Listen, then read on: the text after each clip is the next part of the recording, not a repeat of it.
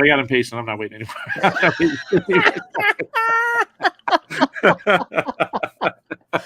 Oh my God, you are Awesome. so ADHD.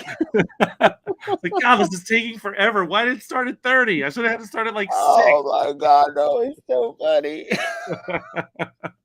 I was like actually just starting to kind of like, all right, 2 big deep breaths. Here we go. But you didn't do the intro. Oh, it's not too late. Ready? All right.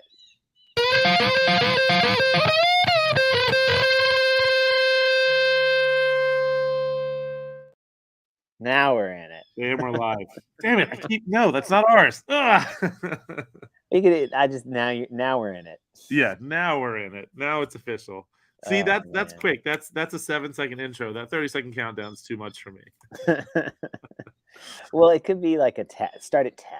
Is there a way to change that in the settings? Yeah, I'm sure I can figure something out. Yeah, dude, you're legit, man. This is like this is high class.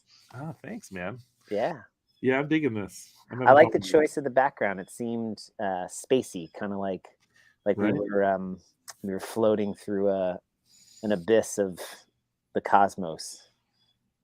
Oh yeah, I do. Yeah, with the black and the white, and then it's almost that like fisheye. Yeah, I like that. I like that better than. Though I did really like.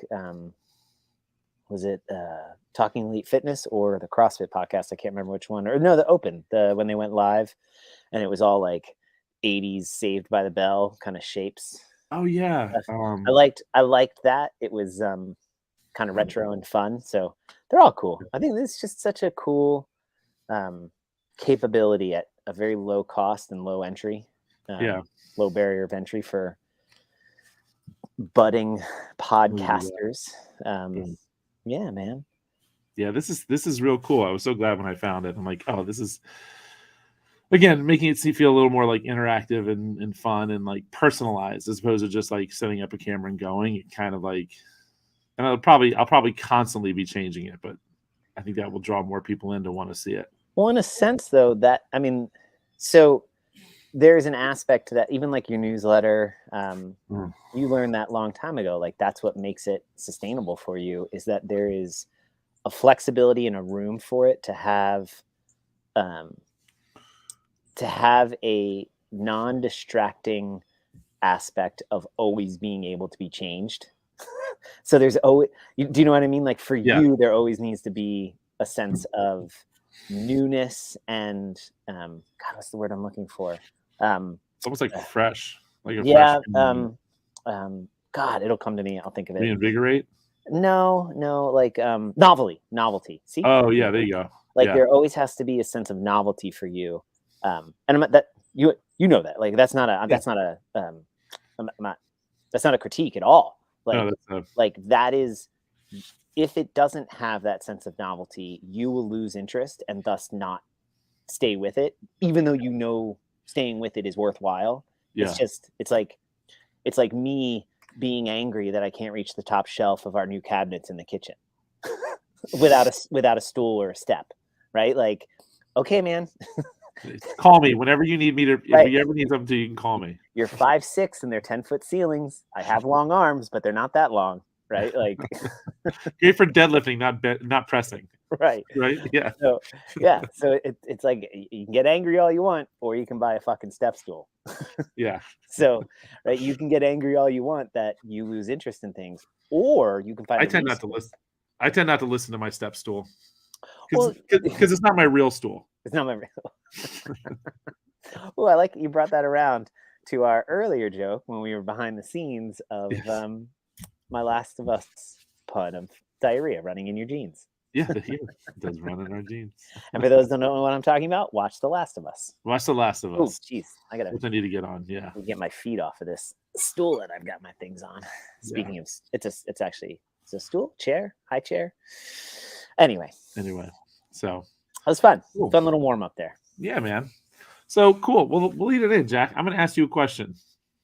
You think you're a good coach? I think I am an effective coach, depending on the the person I am coaching and the thing that I am trying to convey, or not even convey, but the thing that the person is desiring to work towards. Right. So I think I understand the theoretical concept of coaching, and I think I have very specific elements of that I am proficient in. Yeah. And then depending on the person, I don't think I'm a very good coach for certain types of people. I think I am maybe one of the best coaches on the planet for certain types of people. And so I think it is a very variable dependent answer. And I will tell you that I personally do not like the words good and bad. Right. I find them referential and contextual and somewhat useless. We kind of had this conversation around like food, right? Like what's good and bad food, and it's totally. Right. Without context, they are meaningless. That is the nature of indexical language. And so that is my answer to you, that I enjoy the role of coaching right. When clearly defined objectives, timelines, sort of scope of responsibilities, all that stuff is defined at the beginning. I am absolutely miserable when it is just sort of like nebulous, like, well, let's just see where this goes. Right. I don't operate well in that sort of context. And then at the same token, I 100% have found as a coach, as a professional, that if I don't see a reciprocal level of action or investment by the other person, I'm out. Yeah. Like that, I have to see that, and I'm come to learn that is one of the things that needs to be defined early with the other person, and then that allows both of us to hold each other accountable, and that's a critical component for me to want to continue, because the second I don't want to continue and I'm like mailing it in, I get angry, I get flippant, I get rude. It's funny. I think it's this quality of you as a coach that I never saw until like we started running the business together. Because I think I always loved you as a coach because you had so much to give, and I was so excited to learn, to try to put whatever that is that you gave me into practice and get better, and whatever that was. And so I never saw it until like then. Now I'm on the outside looking in and seeing you want to give, but I also need you okay, take what I'm giving you and use it. Don't just have me stand up here and spout so you can come the very next day and ask me the same question about the same thing that you have been struggling with, and you've done nothing. Like since that last conversation, you've done nothing. You didn't retain any of it, not even done nothing, but it's the same question again and again. And I'm okay with an absence of retention, like because that's part of some people's processes. Right. But then it would be like a complete absence of, okay, we've recognized that retention is a problem for you. What do you want to try to improve retention? Right? Like, do you need to write it down? Do you need me to send you a follow-up email? Like, do you need like a quick text? Send yourself a text after class of like, okay, these were the things that I struggling with, whatever. Log it in SugarWOD, right? Like, so whatever it is, like these are, I've experience with exploring resources and tools to help somebody with that. It's exactly as you described. It's that absence of what I perceive as trying or effort that will quickly degrade my desire to be invested in the process. Yeah. So in that, does that make me a good, bad coach? I don't know. Maybe that's something for somebody, like they don't want to coach like that. In that case, then I am a bad coach for them. Right. But if that person does want somebody like that, well, then I could probably be an effective, AKA good coach for them. Yeah. Yeah. I think too, like that's it's honestly, there's a lot of value in that, because it's people pay anywhere from $200 to $225 to come to Fairwinds CrossFit, and at the time you're coaching, it's I'm not here just to collect your money. Like this isn't about collecting $200 from you. Like it's I want you to want to improve in whatever this thing is that you're trying to improve in. And so I'm trying to meet you halfway. And it's, again, we talked about it before, almost like with, I think we talked about it in the past, where it's like, meet me halfway and I'll get you where do you want to go. Hell, man, I'll go like 70, 80% of the way. Yeah. Right. Like that's actually because it's 20%. Like if I see a 20% effort by somebody, I know by just, again, experience and history, that's more than enough that the person will, when they see a 20%, like if they just give 20%, and then that's on me too. Something I found is like, try to get them that like tricky 20% head start. Right. Yeah. Like, so it's always that, like, I'm always willing to go qualitatively what feels like, and this is advice maybe I got from my parents, I can't remember if it was my dad or my mom, about like marriages in general. And it's a relationship. Like you're entering into a relationship with this one person or a class or whatever, that you will always feel like you're giving 100%. And if you're lucky, you feel like you're getting 30 or 40% back. Oh, one viewer, we got a viewer. Ariel's joined the chat. That's awesome. What's up? Awesome. I hope Ariel watched her own podcast. That will give us an extra viewer. That was really freaking fun. Yeah, that was fun. Yeah. I love the way that really was a Hollywood freaking love story. Yeah, those right? Two are awesome. Her and Colin are awesome. They are. If you get a chance to work out with them, or at least... Well, I haven't reached out to her or him, but I'm totally on board of his schedules. Like mine's gonna be pretty easy. Where she's the best. Where on that Friday, because they just released the invite on Monday. This is we're talking about quarterfinal, folks. Right. The Masters quarterfinals, because the individual quarterfinals, I tried all 5. I played with them. And, oh my God, like so demoralizing. I was like venting to Andy the whole time of like, I'm not gonna fit anymore. I don't even know if I should do CrossFit. Like they were like, I can't even do 225-pound front squat running around. Were you texting Monique? I'm like, I'm ready to become a professional jazzerciser. Maybe. Is that where you were at? No, I wouldn't even be able to invite him back after a class for that one. Why don't you stand in the back behind that wall in the door, in the other room? We have the auxiliary room. You go in there. We'll pump the music in. You dance by yourself. It'll be fine. But yeah, I'm really hoping those things are scaled or modified, but there's going to be 5 of them. That was where I was going. It's only 2 days. They release them on Friday at 3. You got till Saturday at 3 to submit your first set of scores, 1, 2, and 3. And then you got till Sunday at 3 to submit 4 and 5. We lose a day, but there's still 5 events. Without going to, because I feel like we could have a whole conversation about the quarterfinal. Next week.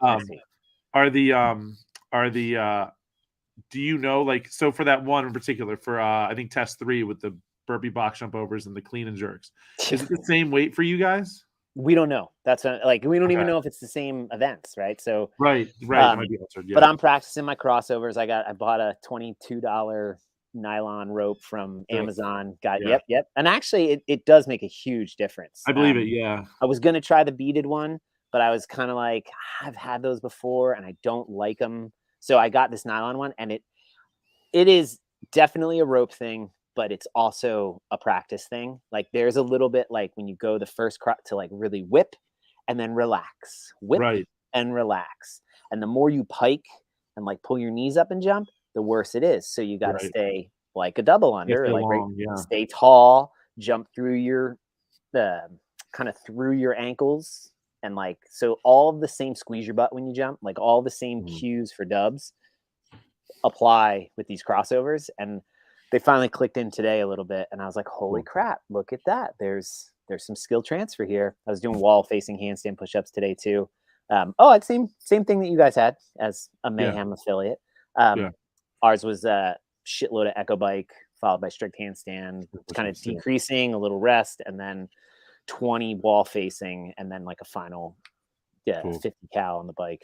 But anyway, all that to say, I would 100% want to do them with Colin. I think it would be fun to do them with somebody else. It's just he's in a distinctly different place from like a schedule, kids, job, life. than I am. I finish my last thing on Friday at like 1:30 or 2. Hey, Ariel will watch the kids. She'll be fine. Yeah, right. You're right. Ariel, watch the kids. Oh, just do this. He's gonna work out for time, right? She's like, I want to come watch. She mentioned to me she's homeschooling him, so maybe this is actually very educational. I think you can put this. They could do numbers. They could do the math for them. This could even be your PE credit right here. Boom. There you go. There you go. So, but so same question back to you. Coming back to our topic, looping it back around. What do you consider yourself a good coach?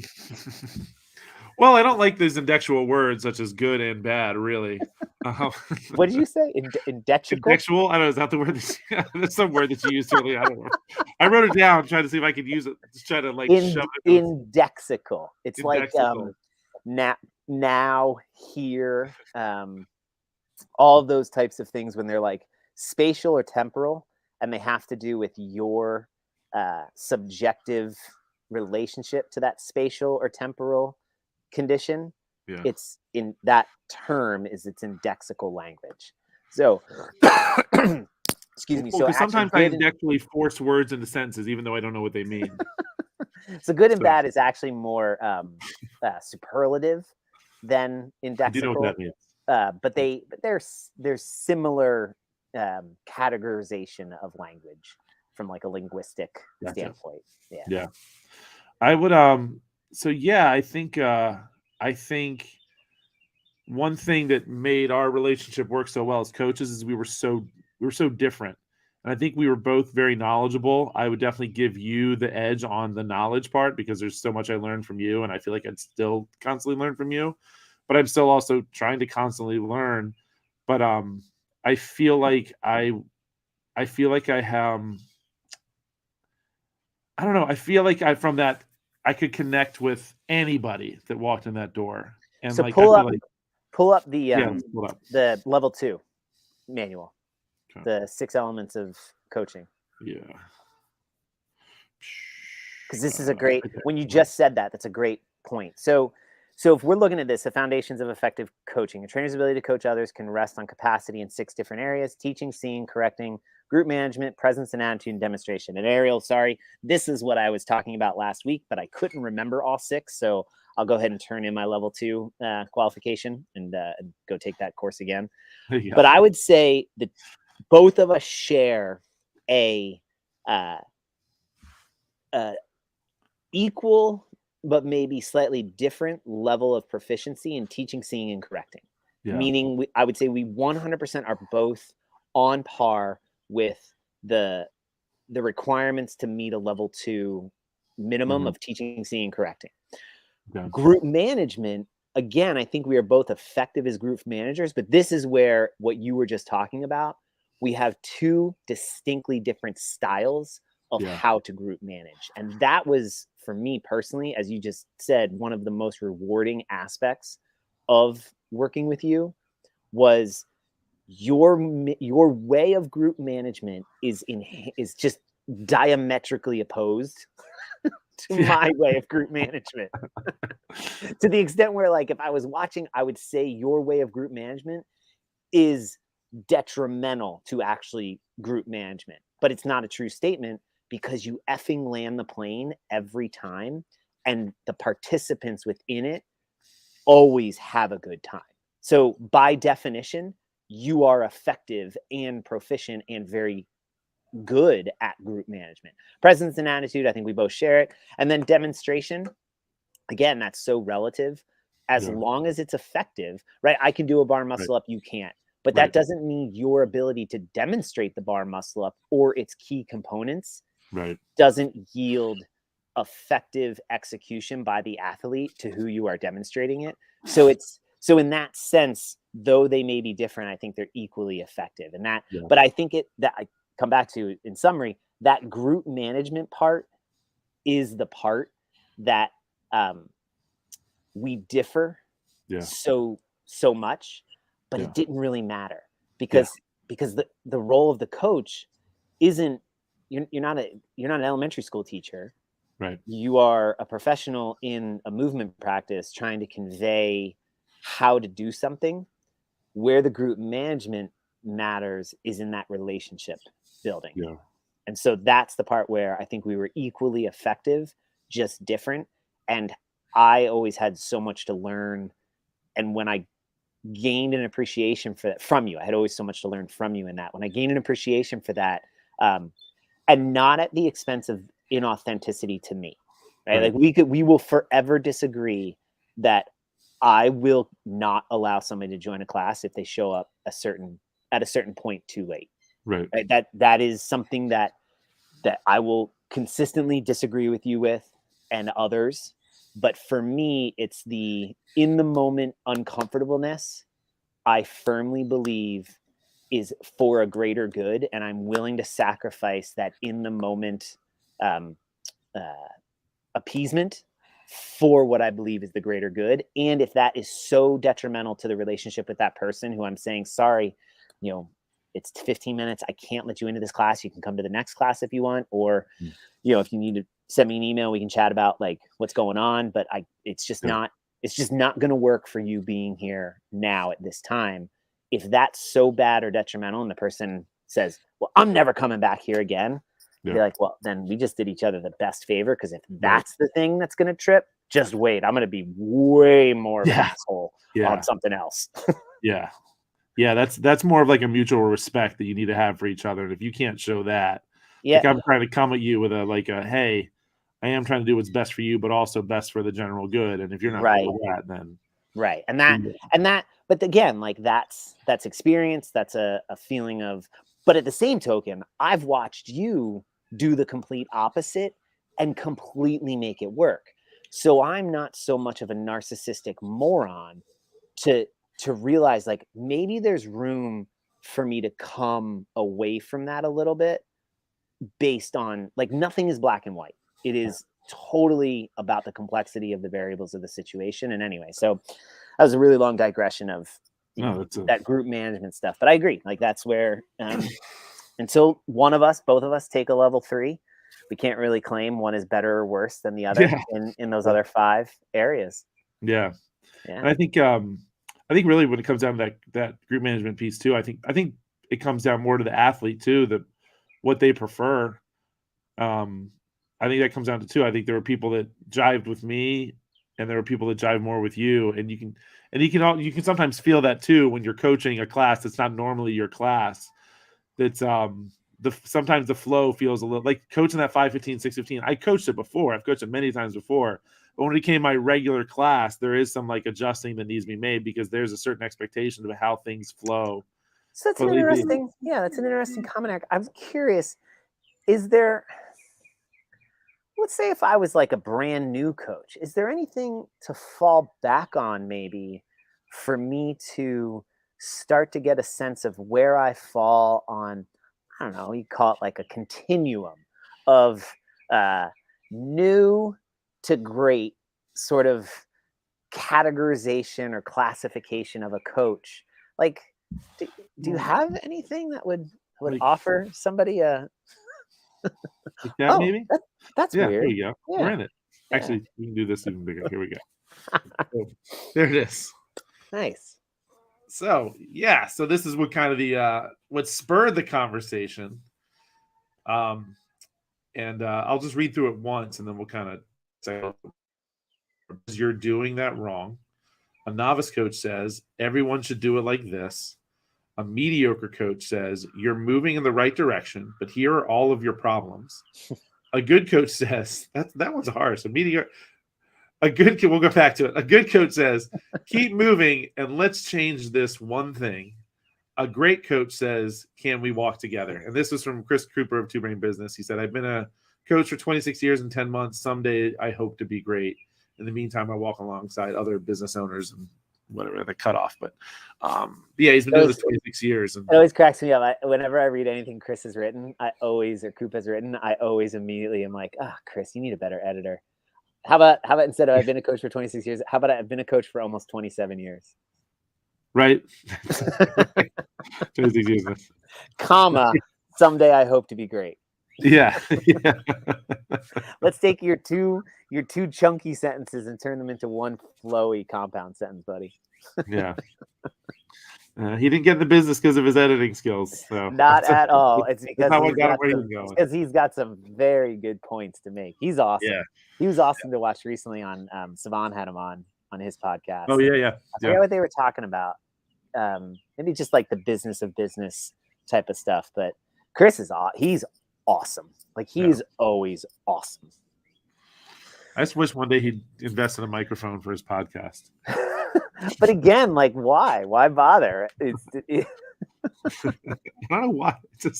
I feel like I'm listening to a phone call, which is hard sometimes. But maybe that's his shtick. Maybe that's what he wants. Maybe. Yeah. Maybe. So that novice coach, or new coach, was it a new coach? You're doing that wrong. This is where I like. We kind of got to prep and walk through it, but then as I'm looking at it now, going back to those 6 elements of coaching, what do you, in reading that, think that coach is proficient in? You're doing that wrong. So I'll pop back up again, but to say if you're doing that wrong, I would say that they're probably the seeing and maybe the seeing part. Totally. Yeah. Right. So what aren't they clearly conveying well? Correcting and even teaching there. I agree. Correcting, teaching, because if they taught it correctly or demoed it correctly, then they can offer what the correcting, you're doing that wrong. Like, okay, well, what should I do? Presence and attitude, they're a little accusatory. They're kind of off. And then group management. So if you're the other 2 people standing around hearing that, what are you thinking when they say that? Hey, you're doing that wrong, Eric.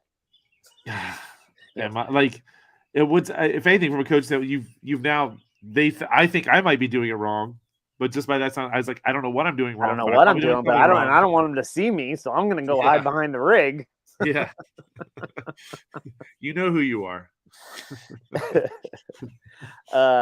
So it's that when I look at that, the what delineates a new coach is it's somebody who has begun on their journey of seeing movement and knows that there's something going on there.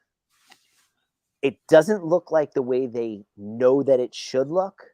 So they see a problem, but they have zero capacity to correct the problem in an effective and timely manner that then allows them to also do the other components, the other 3 components of the group management, the presence and attitude, and the demonstration. So it's the seeing is good or effective. They have an effective coach's eye in seeing a problem. They're just, they haven't practiced enough. They haven't had enough time under tension to be able to react to that, respond to that, what they're seeing in an effective and timely manner. I'd be willing to say too, like giving that coach credit that they probably know, like they know their foundational movements and they know the point of performance. Like, good on you for knowing that. You obviously know them enough that you see that something's off. But now what we got to work on is, like you said, that cueing or maybe that demoing and that presence and attitude. Because again, get over here, get from behind the rig, come back here, please. Okay. Let's try this again. So that's good. That's the hardest. Like that is the first step of stepping out on the floor in front of 8 to 15 to 20 other human beings. Is sometimes that's the scariest effing thing, one of the scariest effing things in the world to do. And now you're asking that person, like, good job, way to conquer that fear. Now it's going to get even harder. It might not be as scary anymore, but it's just going to continue. Andrew, actually, recently we've been bouldering, rock climbing a lot. And he was offering to me a piece of advice that somebody in the gym had given him a couple days or weeks before about they have ratings of routes when you're bouldering. So V0, V1, V2, V3, whatever. So V2 to V3, I was able to do a V2, and then I tried a V3 and I was a mess. And I'm like, Jesus, that's ridiculous. Cause like V0 to V1, whatever. V1 to V2, that's all right. V2 to V3, I was like, that was crazy. And he goes, yeah. Guy explained to me it's kind of like earthquakes. The Richter scale of like you go from a 4 to a 5, it's a factor of 10 each time it gets harder and harder and harder. So Yeah. a V3 is 10 times harder than a V2. A V4 is 100 times harder than a V3. A V5 is 1,000 times harder than a V4. And it just keeps going like that. And it becomes, and it's a qualitative application of quantitative values. Right. That's not it's totally arbitrary and relative how they rate them, but it becomes this blending of skill, strength, the wall, the shape of the wall, the type of holds. Is it more feet, more hands, more arms, more balance, more speed, all at length? So that whole aspect to me felt very much like what we're talking about now with coaching, where that going from that new coach to novice coach, it's not that hard. From a standpoint of like somebody looking at it from, 12 years later. Right. That novice coach says everyone should do it like this. Yeah. They've gained an appreciation of, okay, trying to correct every single person one-on-one is going to be infinitely harder than if I just show all of them what to do, because now they have a frame of reference. So this they clearly are seeing, they clearly are failing in correcting, or they're feeling a frustration of like, oh my God, I can't correct everybody all at once. You know what'll be easier? Let me just show them all effectively. So their demonstration and their teaching has now gone up, which has made their correcting so much easier, because it's like they probably solved 90% of the problems they had. And you're like, there you go, man. Well done. Well done. Now your group management skills just went up significantly too. Right. So is it a matter of they got better at group management, or they just made the job of their group management easier for themselves? Yeah. Either way, it doesn't matter. The end result's the same. It's a better class. It's a better professional. And so that's a component of, I think, that comes quickly with experience. You coach 10, 15, 20 classes, you're kind of floundering. You hit kind of that like 30, 40, 50th class, and you realize like, oh, this is why when I do the WOD brief at the board, I demo each of the movements. Or I have a programmer who puts a video on SugarWOD for the workout where I have somebody demoing all of the movements. Now I have a shared frame of reference with everybody in the class, and I can say, hey, you watched the video on SugarWOD, you saw Darren doing these blah, blah, blah. Yeah. So that's a quick transition, the new coach to the novice coach, because you're still hitting kind of those areas of coaching that are relatively relatively simple to begin to become proficient in, but yet perpetually have room to keep getting better and better and better and better and better at. Yeah. Nice. Boom. So then moving up to the mediocre coach, you're moving in the right direction, but here are all of your problems. Yes. Which go ahead. I say I'll give that one too. Like there's a way of saying that, and I think in a more artful form. But so I think so I don't immediately gravitate towards that idea of the mediocre coach. I would maybe say like the developing coach, the more experienced coach, or maybe the developing coach. Yeah. Mediocre. I feel like mediocre has almost a negative stigma to it. Like you're right. You're the below average coach. Right, but even really that, like, what the hell does an average coach? But a developing coach, I would say, suggests you've got somebody who is taking this thing on, sees it as a profession or a job worth treating as professional, and warrants a level of effort and attention that a profession does. Does that, you know what I mean? Does that make sense? Yeah. So why do I say it that way? Is because this is the person who has started to actually go back and read the level 1 manual. who is reviewing their 9 fundamental movements and the cues and the consistent the points of performance and the common faults, is watching a ton of videos, listens to different podcasts, and is starting to develop this reservoir of problems that they're seeing commonly, and the Kelly Starrett, Gagnon, what the heck's her first name? Anyway, Pamela. Pamela Gagnon, like these experts, they're definitive experts. Yeah.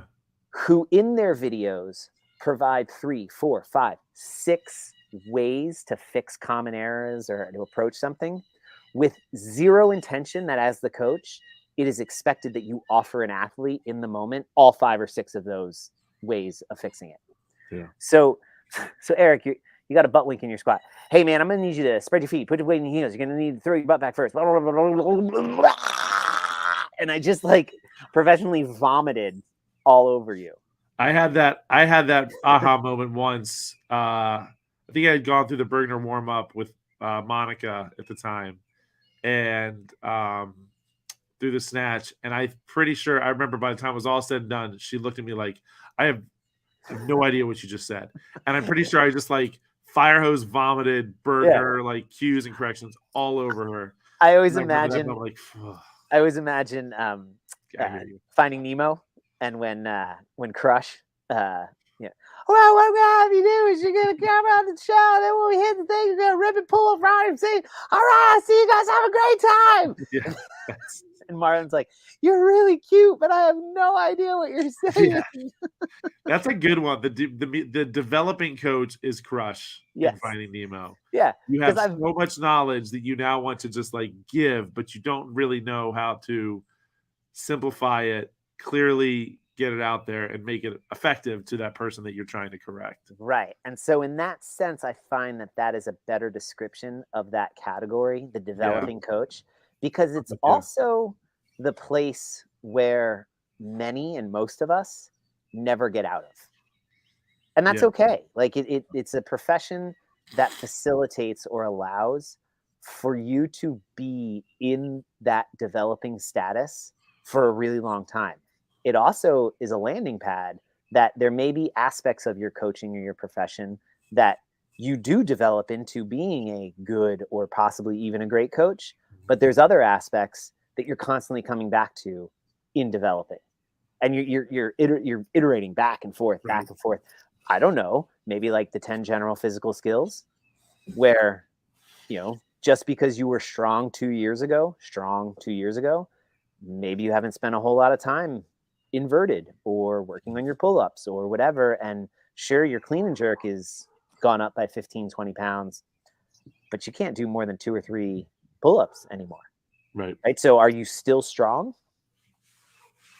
As a coach, the same thing. I can coach weightlifting all day, but as soon as I need to coach gymnastics, my quality of coaching falls off. Right. So I feel like calling it that developing stage allows for, and again, why Coop creates very powerful opportunities for conversation is because if we are now in because he put this out on his social media, we're kind of in conversation with him, and this would be the type of thing where I think he would take that on board and be like, "Ooh, I really like that. One line it and write developing," because he always sees himself as a developing writer, a developing mentor, a developing coach, a developing owner, right? That's that growth mindset. But yeah, that's I think that phase of the developing, like I see it, I know what the fix is, and I'm going to give it all to you. Yeah. Strap in, my friend. Here it comes. Here comes the tsunami. That is 100% the coach that comes back after like the level 2 or like the weightlifting seminar, or the just, oh my God, I have all this stuff I want to give you. You're going to be an amazing. Why are you doing that? You are a mess right now. I just told you everything. How are you not better than when you just walked? I don't get it. It's only been 10 minutes. You should be an expert by now. That's awesome. Yeah, totally. So then, you're right. Like that's a jump into the good coach. Keep moving and let's change this one thing. You got it. You just like we just fine tuned that. We just took all that information and said, hold on, let's back it up a little bit. So and why? And I think we take good coach and great coach and put them. Let's look at them together, right? Because now we're in that like, how do I go from good to great? Like I don't think anybody listening to this or reading it or looking at it is like, okay, yeah, I get it. Like that totally makes sense. That's right. I love my coach. He's really good. I love her. She's so good at whatever. And then there's those people that just somehow have a knack at like, when it would take me 10 minutes to explain something, they explain it in 5 seconds, or they explain it without even saying a word, right? Like you're like, holy shit. I mean, it's like watching Glassman teach that deadlift to that woman in the office, that video of like, okay, that's why he's the greatest CrossFit coach of all time. He invented it, but right, like he's talking about shapes, and I hate geometry, but that totally makes sense when he's explaining it, and he's so precise. And then you try to imitate it. Like I watched that video, I memorized it, and then I tried to do the exact same thing in teaching somebody to epic. I mean, it was atrocity. It's so it blows your mind. Like, horrible. Why are you not? Hold on, I did exactly the way he did. Why are you not doing exactly the way she did? Yeah. And I think that's where the great coach description, let's walk together, it's metaphorical.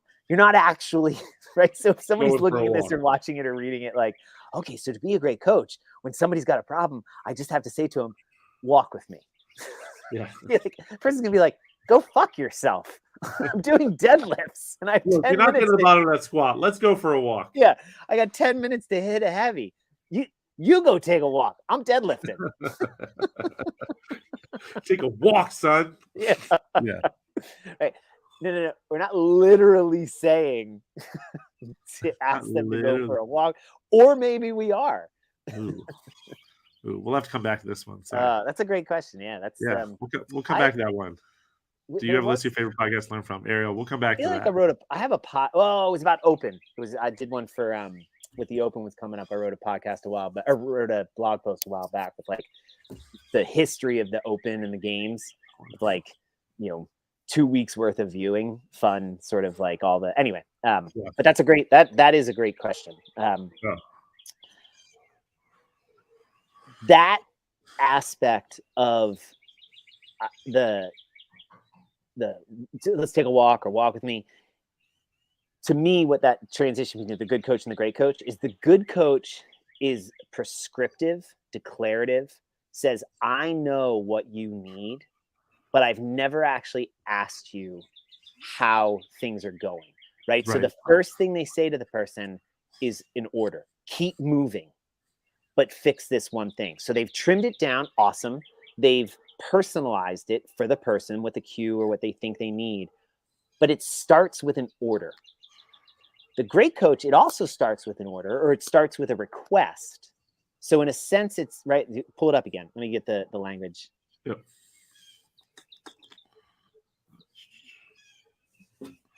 Can we walk together? So with the first, so the good coach, it's an order, or right, like a keep moving, or keep moving, and let's change this one thing. Even if it's a can you keep moving? Let's fix this one thing. It's still so very like, you need to keep moving. I know best, and here's what you can do to make it better, which is probably really helpful and effective most of the time. Yeah. But that great coach, metaphorically, can we walk together, opens this opportunity for empathy, listening, engagement. It begins with a question versus a prescriptive, declarative statement of what the person needs. That, to me, if you translate out or kind of distill out the difference between that move, that's the 10,000% difficulty improvement. Because I know for me personally, that is the hardest effing thing to do, is to ask a question that you truly don't know the answer to and be willing to accept or sit with the nuance, complexity, uncomfortableness of whatever the answer is that comes out of it. And withhold the desire to offer an answer. Yeah. That it makes me so uncomfortable even just describing that. Let's that's totally the at this point now you're not talking, you're listening, right? So it's and it's and I think that's where sometimes presence and attitude comes down to like, oh, you're super like spunky and rambunctious and you're happy and you're excitable and you bring good energy. But like I think sometimes that's the piece too that's like that's the presence and attitude piece where it's like you're also, again, like you said, asking that question that you don't know the answer to and trying to figure out where they're coming from and meet them where they're at. Like more of that presence, I guess. Yeah. That bottom of a squat is more than just you spend more time on mobility. Right. Good connection back to the 6 elements too. That's really totally. You're right. Like it's presence and attitude. So how do I qualify? How do I observe, measure, and repeat presence and attitude? Yeah. Like, give me my checklist for that presence and attitude. Presence and attitude. I don't understand. I'm so happy. I'm so lively. I got the great music. I got this playlist. I don't understand why people, it's like, that's not it. Right. Like, I don't know what to tell you what it is, but when they see it, when you see it, when somebody, I'll tell you, I got 2 things. When you see it, you'll know it. Somebody last night in one of my classes, we were chatting, and he said, somebody said to him, we were just talking about like, this is our first semester, we're new in it. And he was talking to somebody else who's also new. And he said that she told him, I'm struggling because I'm waiting for that moment of epiphany when I have an epiphany. Huh. And I exactly, I was like, oh, that's so true. Like that's because clearly she's had those moments before in her life, and we all have. And it's that moment when you stop looking for it is when you find it. Yeah. Like, right. That's it's like love. Yeah, I mean, as corny. As corny and kitschy as you're being right there, but it kind of is. Right? It's that sense of the harder and harder you try, the less and less likely you're gonna get it. Which isn't true in some things. Like sometimes, you just have to keep persisting and trying. But sometimes you just have to stop trying, and it kind of just comes. Yeah. And that's sort of that, as you just said, the presence and attitude. Jason Bateman on SmartLess is my other one. He talked about his own career of the cool indifference. Is that I can't think of. But when he would go into, he's post kind of child actor period, post Teen Wolf. He hasn't Teen Wolf 2. He hasn't TOO. He hasn't hit it in that kind of like early adult, post middle age career acceleration that he had. And him and Will Arnett were friends, and we're talking about just the drudgery of going into auditions and stuff.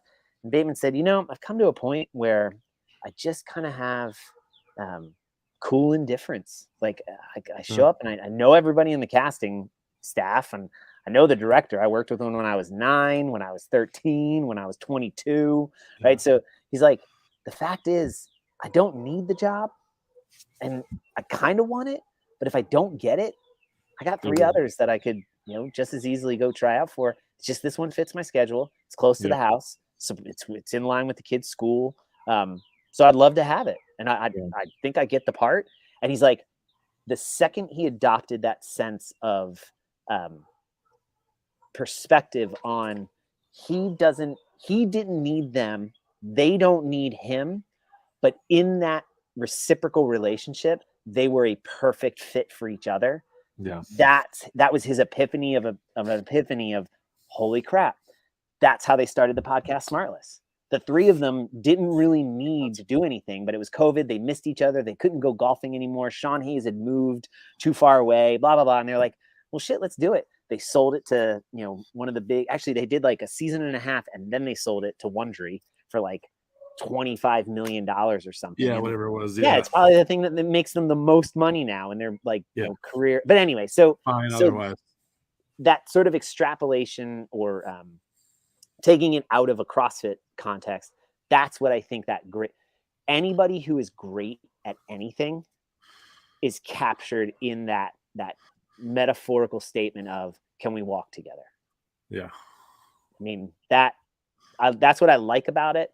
What I don't like about it is I think the metaphorical nature of it could get lost on some people, and they could, as I said, they could literally go for a walk. Oh, you're telling me to take the athletes for a walk? Which, FYI, your group management skills just went to shit because you just went for a walk while your class is still in there. Well, it's the confidence. The great coach has the confidence. Like, there's the WOD that's on the board, there's the warm up, there's the class plan, and they're looking out at an audience of 16 people, and 90% of them haven't even taken off their coats yet. And it's 3 minutes in, 4 minutes in, 10 minutes into the class. Are you really going to push into doing everything that's on that board? Right. Or do you have the ability to look at them and say, I have to tell y'all, this is what I'm seeing. What's happening right now? What are you all feeling? This isn't a democracy, but I'm truly curious for some input, because that's going to determine where we go next. Yeah. Right? Like that. That's the coach that in a class, everyone goes, oh, hell yeah. Yeah. Ditch that Echo bike. We're deadlifting, baby. Or ditch that barbell. We're doing handstands and whatever, like whatever it is. But that's because it's the experience. I dare say it's the best hour of that. You're striving to get that person the best hour of their day. Which is one of the podcasts I would recommend to Ariel. Yes. Best hour of their day. As a coach developing, that's one I throw in there. And definitely back to their early stuff. That their first 100, 150 are very coach, basic coach specific, less business oriented. Yeah, it's definitely more like affiliate business oriented lately. Yeah, obviously, because that's their business. But yeah, their early stuff from a coaching development standpoint. Yeah, money.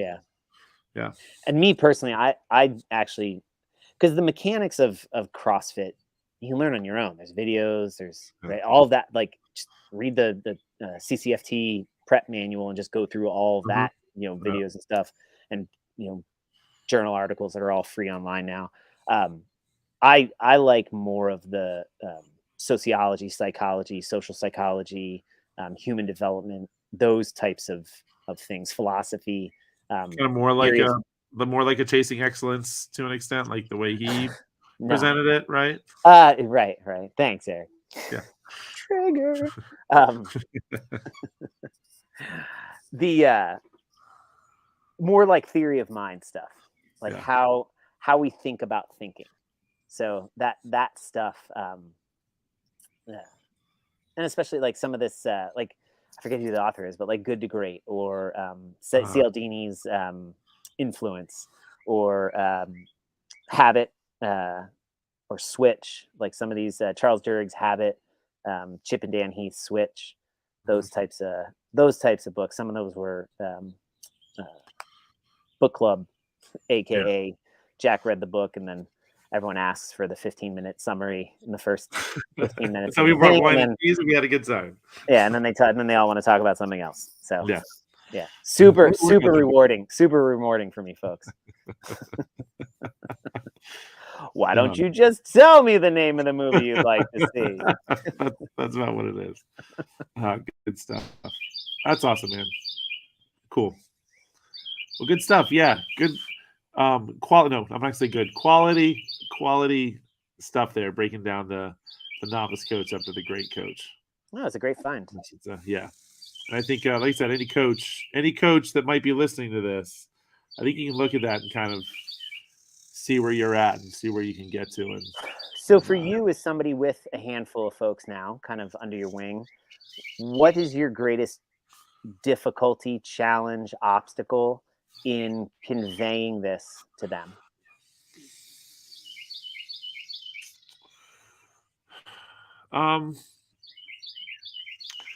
I think it kind of comes, and maybe I'm like jumping the gun when it comes to getting them there, but it's a so I'll pull it up again real quick. But you're moving in the right direction, but here are all of your problems. I feel like everybody wants to try to they look at the points of performance when it comes to the squat, and they want to fix everything at once. And I think it's them taking that pressure off themselves.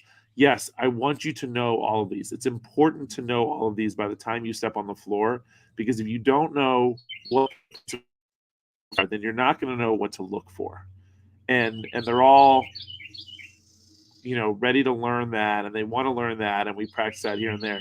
But then when it gets on the floor, like, hey, like triage, understanding that, of these points of performance, there are things that we need to prioritize over others, and we will eventually get them there.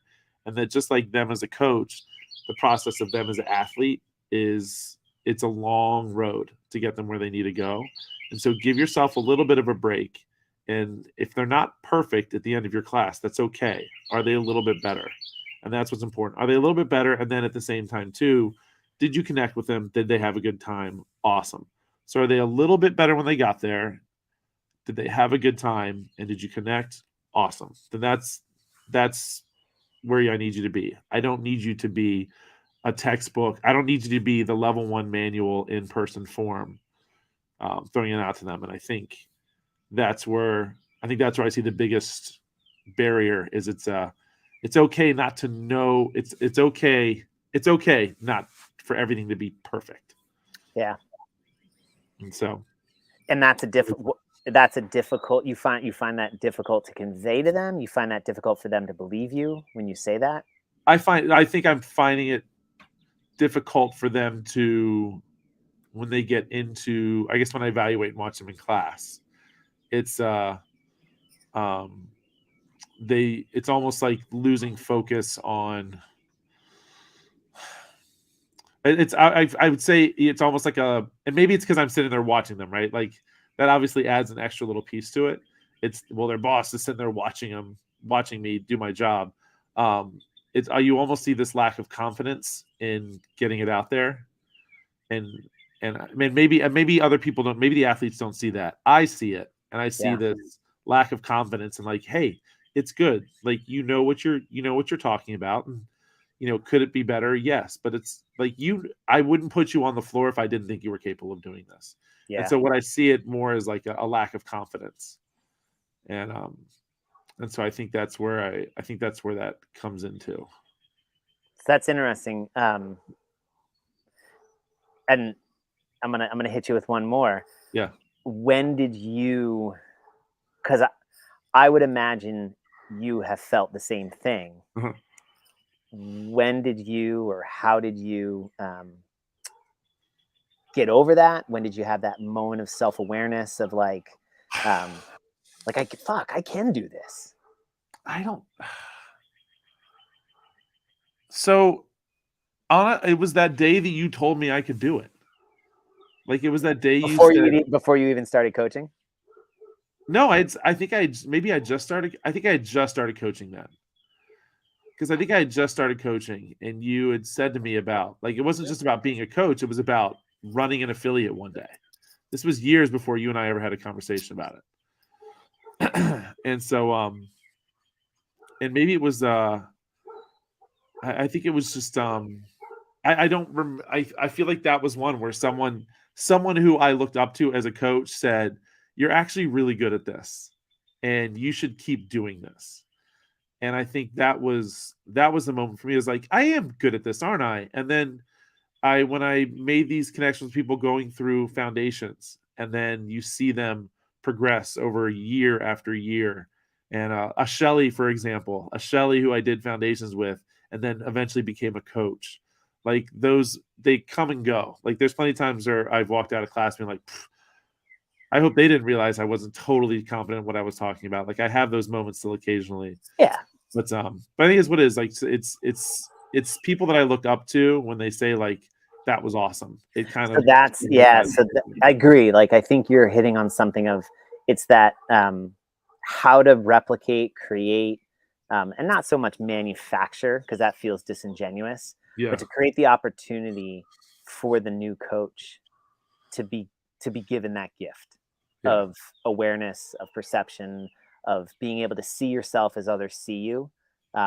Maybe it's video, maybe it's testimonials, Like I don't, and I like I don't think it's I don't think it's a declarative like do it this way, but I think it's capturing exactly what you just described. So maybe there's a part of your process that not deserves, but could be better served by implementing or kind of inserting a space for that to happen for the new coaches. Yeah, I think you're right. And I think it's but it's also it is that fine line, because at some point too, I also need to tell you, you also do need to be better at this thing that you're doing, right? And so I think there's almost an assumed character trait in a coach that if you, I mean, we used to say, and this is extremely crass, but I'm going to offer it in the exact way that we said it when we would do post-operation debriefs. We aren't in the business of sucking each other's dicks. So I'm not going to tell you everything that you did well. I'm going to tell you what you did badly, because that's what you need to fix. You would not be on this team if you weren't already one of the best in the world at what we do. I don't need to tell you that. I need to tell you all of the things you did badly, because us being the best in the world is not good enough. Yeah. and the reality is we're never good enough. That's the nature of that world in which I lived and worked and operated, but it also, taken to its extreme, becomes extremely unhealthy and debilitating. So there's room to adopt that, a similar, maybe a scaled down character trait of that aspect of that character trait of, look, you're a coach. There's always better. Good is not in my vocabulary of cues. Right. Better. Right. Watch Mal O'Brien in the 23.3 live execution. Right. She gave up at least 15 to 25 seconds. Yeah. Better. Yeah. She could have done a little bit better. And I guarantee you, she won. And she was, I think, the fastest in the world in that workout. She won that one, which is insane, because she was giving it, and 10 minutes later, she's doing it where everybody else has all that time to prep. But that's a perfect example where, as an athlete like that, who is probably going to win the CrossFit Games, I think that she's the surefire bet at this stage in the season, that there's even room for her to improve and be better. And you know, she's looking at it. Right. As a coach who's been doing this for 6 months, to assume that I'm not going to always be given things to be done better, there has to be a thickness of the skin to receive that. At the same time, to not, I know I suck, I'm the worst, like, that's equally unhelpful, right? Like, that's not what this feedback or criticism is saying. You don't suck. It's just this. And so that's sort of that, like, it's that constant balance, the tenuous balance of, like, that's what I was saying, where's the room to add a space or an opportunity for them to get that, not feedback from you, but almost like experiential, visceral feedback from the recipients of their coaching, to give them that, oh shit, I crushed that Bergner warm up, or I hit that warm up. So I know for me personally, it was timelines. Like, I found a joy in losing the timeline, then getting back on the timeline, or then like getting something done and accomplishing X within the timeline, and accomplishing X, Y, and Z in the timeline, and actually enjoying myself in the timeline, and welcoming, diversity of attitudes and types of personalities inside the timeline, right? So, like, the timeline for me was the thing, like, I know I'm good at this, but I know I can be very good at this, and at the expense of everything else. So being good at this is no longer worthwhile if it's not also including these other things. So then it's like, I'm good at this, then I'm also good at this. I'm good at this and this, and I'm also good at this. I'm good at this and this. I'm not good at this anymore. I just fucked that, but I was good at these three, right? So it's this like constant, you understand what I'm saying. Yeah. Cool. It's fun being. This is. I think. I think it's on this point too, where maybe it was. Maybe it was. I may even say too when you had originally approached the conversation of doing openings together too. I think that was one too where it's like, all right, this dude like thinks I'm good enough to like run an affiliate, like which is totally different from coaching in an affiliate. I think that was one too where it's like, all right, cool, like this is what I do. This is what I am. I'm a CrossFit coach. Like I'm not a real estate appraiser or a store manager at Under Armour or a barista at Starbucks or a truck depot distributor / broker. I'm not I don't do inventory for dog this. walker. So I'm not a dog walker. Cat walker. I'm like, I'm a CrossFit coach / affiliate owner. Like that's what I am. That's what I do. And then throw dad in there at some point too, like made things interesting. But yeah. And husband. And her husband was before that.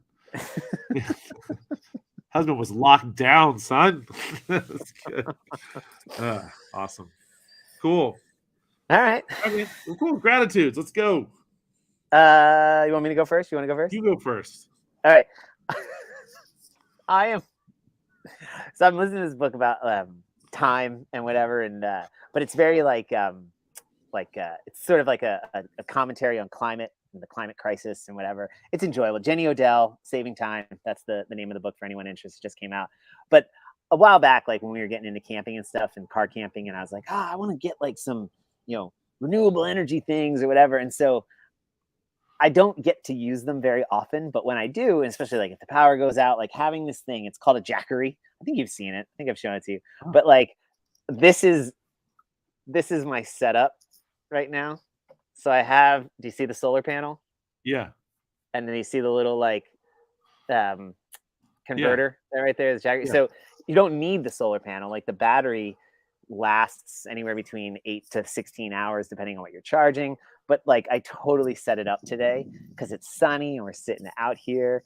And that's it. That's my gratitude. I just love the complete and utter unnecessary, like I have plugs in my house, right? I have electricity, but I just love playing with this shit. Yeah, that's awesome. That's awesome. Because it's that when shit hits the fan or things crap out, which is highly unlikely, probably, I don't know, but if it does, does, I'm ready, man. I'm ready. You're ready. Jack's ready with his Jackery. That's all. It's so silly, but right. Well, good. I'm kind of going silly too. So mine is mine's this guy right here. Ted or Kent, Roy Kent. I'll go both. I'm just glad Ted Lasso's back. That's my glad. So glad it's back. Man, that first episode, they hit a effing grand slam coming out of the gate. Opening day. Boom. Here's my theory. Can I tell you my theory? Fire. Okay. I think Ted is going to leave before the season's over. Realize that the thing that's most important in his life is not in his life. And he's done what he needed to do to get them to win the whole fucking thing. But guess who comes back to finish it and get them to win the whole thing? Nate. Guess who redeems himself to bring him back and win the whole thing? That is a bold statement, but I totally could that I think valid. That's a hell of a call, my friend. Because I like Nate, and you can tell like good Nate's in there. So it's insecure Nate that brings out that. Yeah, my only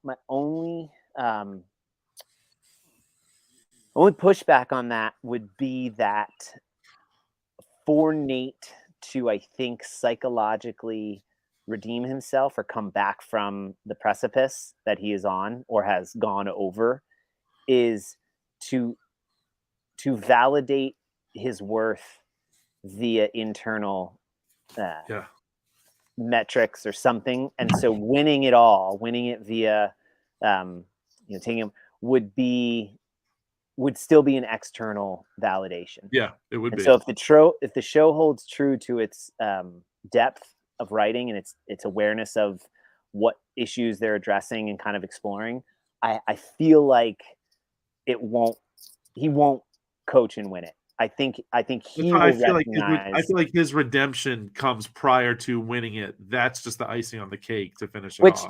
I think I like your call. I'm just my only like. Tell me I'm right. Just tell me I'm right. No, man, that's no fun. Tell me I'm a great predictor at. You are, but I like the idea of now. The only reason I would think, and again, Ted would not leave, is because, as he has said and as they have repeated numerous times, he doesn't quit shit. He doesn't quit shit. Yeah, he doesn't quit shit. And his son even said to him, "You got to stay. You got to finish." Right. And so, unless it's something where like. It's a big hole in my plot then. Yeah, and he needs to go home. Like, you know what I mean? And he's put in like a Sophie's Choice sort of moment. Yes, he will choose the family, and everybody on the team will understand, and he'll have full support and stuff, right? Like that could be a catalytic or catalyzing climactic sort of choice. But your gut instinct is spot on, man.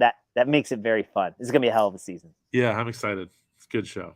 Yeah. Cool. Good one. Hell yeah. Nice.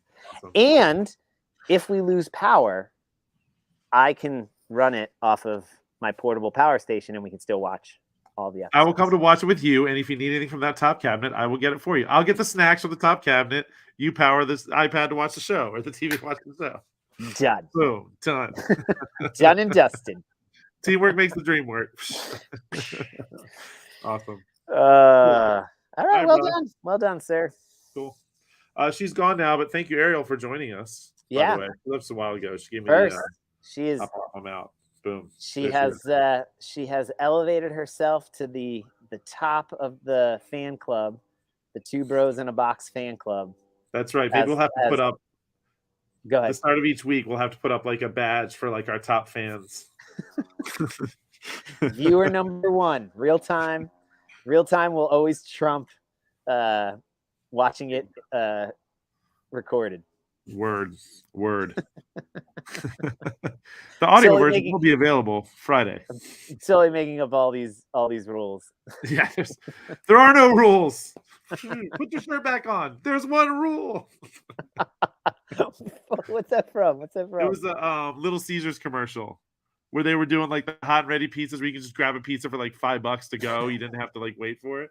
Yeah. It's like there's no rules. The guy's standing in line, takes his shirt off. Yeah. There's one rule. Put your shirt back on. There's one rule. So which should be a rule of CrossFit affiliates. Yes. Dude, put your shirt back on. You don't have to take your shirt off. It's not that hot. You're not in the. Come on, Ariel, you're coaching. Put your shirt back on. Okay. No. Oh. And we're there. Awesome. Cool. Thanks, brother. All right, buddy. All right. Same time next week. Am I yeah. Well, you tell me. You'll let me know. Same time next week. Here, hold on. We'll. All right, we're out of here in.